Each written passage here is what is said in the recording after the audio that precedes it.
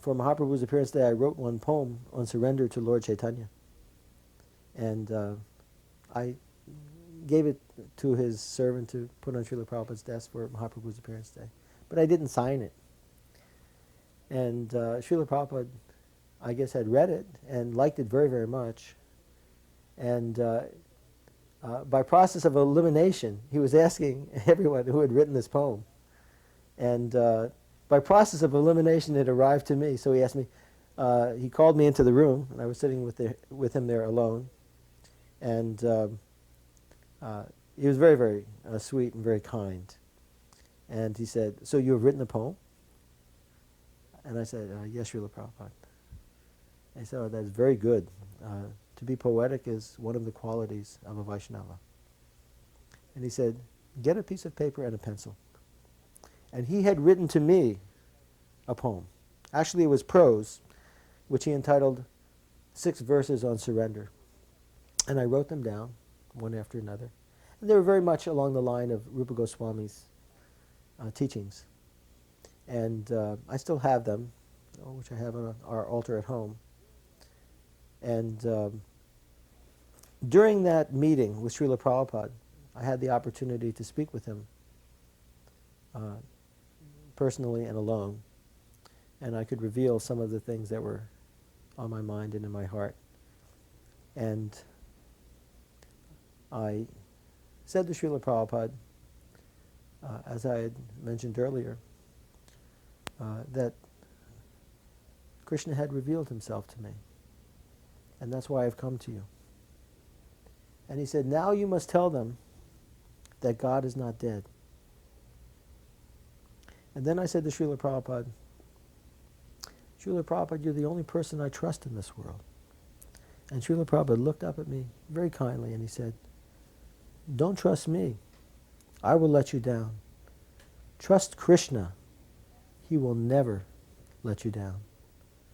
I asked Srila Prabhupada for initiation. And he did the fire sacrifice. And there was Tushta Krishna and myself. And Tushta Krishna actually had come from Hawaii and was with Siddha Swarup at the time. And some of his followers had come to take initiation from Srila Prabhupada. And the fire sacrifice, after being done by Prabhupada, he gave us our names. And he named Tushta Krishna. He said, "One who is satisfied with Krishna." And he gave me my name, and he said, "Pushta Krishna, you are Pushta Krishna." Pushta means strength, one who gets strength from Krishna. And he was really amused, I think, by the names, Tushta Krishna and Pushta Krishna. And the next morning on the morning walk, he was very jubilant. And he looked at me and he said, "Pushta Krishna." And I said to Srila Prabhupada, "Thank you for giving me a name." And then he became very grave. So I understood at that time that Srila Prabhupada could be a little bit unpredictable, and that one had to be grave in his presence, and I always tried to be. There was one occasion when we were flying from Singapore to Australia, and Hari Suri was his personal servant at the time.